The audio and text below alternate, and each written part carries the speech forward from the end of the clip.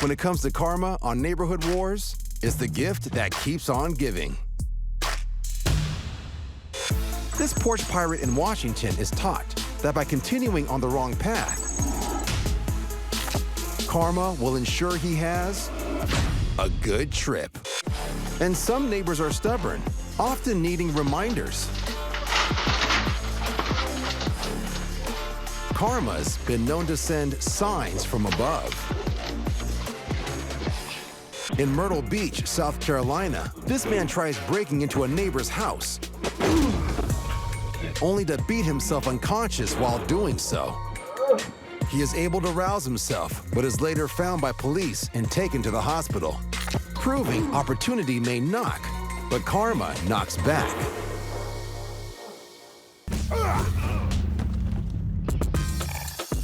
Who doesn't love coming home to find a delivery van?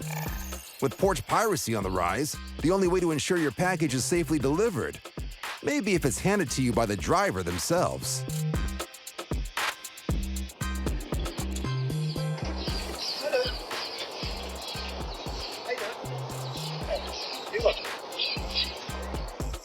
But looks can be deceiving. The delivery driver assumes the woman who just pulled into the driveway lives at this address. But it turns out this stranger is just posing as the homeowner. And once the delivery van is out of sight, she absconds with the package. Porch pirates shadowing delivery trucks is a growing problem in neighborhoods throughout the country. Thieves will follow the trucks, hanging back until delivery is made, and then swooping in for the steal. This porch pirate, who's still at large, skips the porch altogether and just lets the package come to her. Security experts suggest having packages sent to a neighbor's house or a work location if you can't be home during delivery times. That way, your package will find its way to you, rather than someone pretending to be you. It's a rainy afternoon in this Bothell, Washington suburb. A truck is making the rounds, delivering everything from light bulbs to kitty litter to the neighborhood's residents. But he's not the only one with a regular schedule. Seconds after the truck turns the corner, a car stops in front of a home. Cutting across the lawn saves time, but the porch pirate is about to regret taking the shortcut. It looks like the package thief's lucky day, finding 3 mystery boxes. Until the wet grass delivers an instant dose of karma.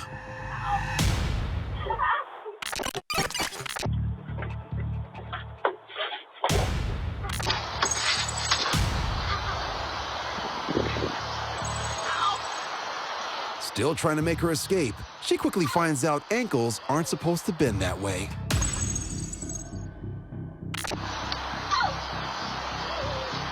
Now stuck in the mud, her accomplice is forced to blow his cover to come to her rescue.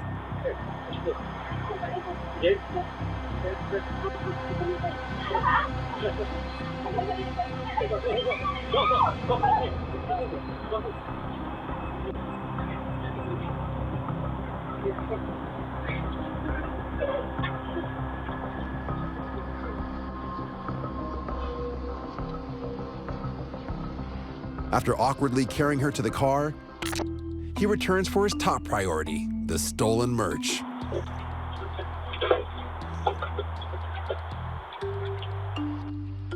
With everything and everyone shoved into the car, the thieves make their getaway. Hopefully for them, one of the boxes includes an ice pack.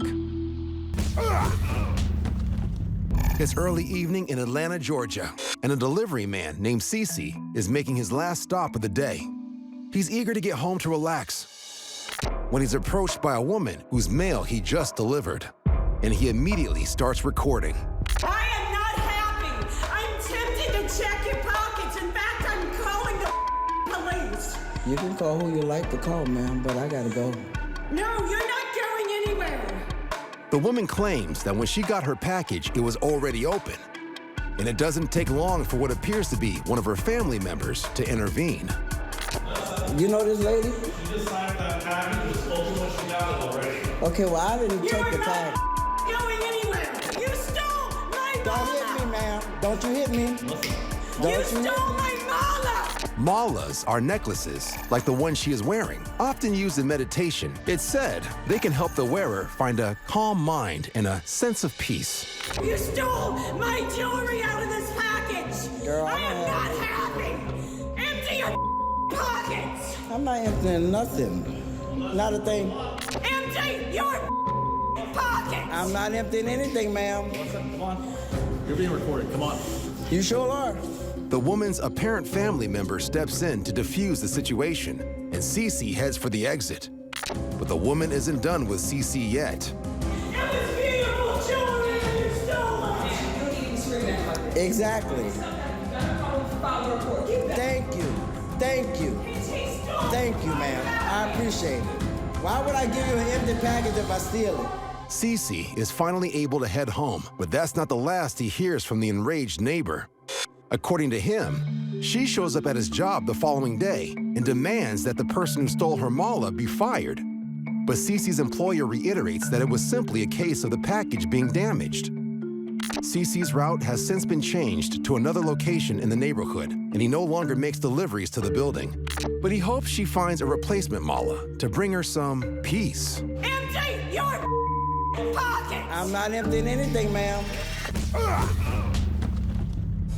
It's lunchtime in the city of brotherly love, and a delivery driver pulls up to a Philadelphia neighborhood with orders for what looks like everyone on the block. Leaving his car doors wide open, he makes the rounds, dropping off orders on different doorsteps. But it's not just hungry neighbors who notice his arrival. Someone else is keeping an eye on the driver, and he's not interested in food. With the driver distracted by a large order, the man sneaks over to the car and jumps into the front seat. Hearing the door slam, the driver races back, fighting the carjacker for what could be his life. He has no idea if the man is armed as the two struggle in the front seat. Things could easily get out of control when suddenly, here comes the neighborhood. Seeing the commotion, neighbors race to the driver's assistance, helping him pull the carjacker out onto the street and away from the car. Now outnumbered by the neighbors, the would-be carjacker quickly backs down and takes off before police arrive. Officers search the area, but there's no sign of the suspect. No one is injured. The driver is able to finish his deliveries, and this community proves Philly is also the city of neighborly love. Trick or treat? It's the age-old question asked by millions of neighborhood children every Halloween night.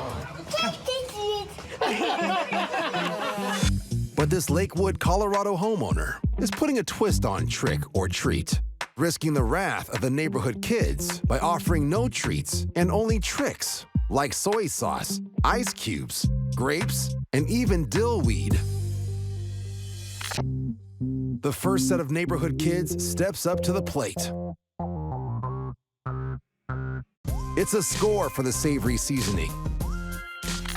However, the princess and the unicorn are a bit more perplexed. Realizing they've been duped, some of the neighborhood kids refuse to play along. Others find humor in the prank. But it's all fun and games until one of the neighborhood parents takes one look at the man's basket of baddies and gives him some instant feedback.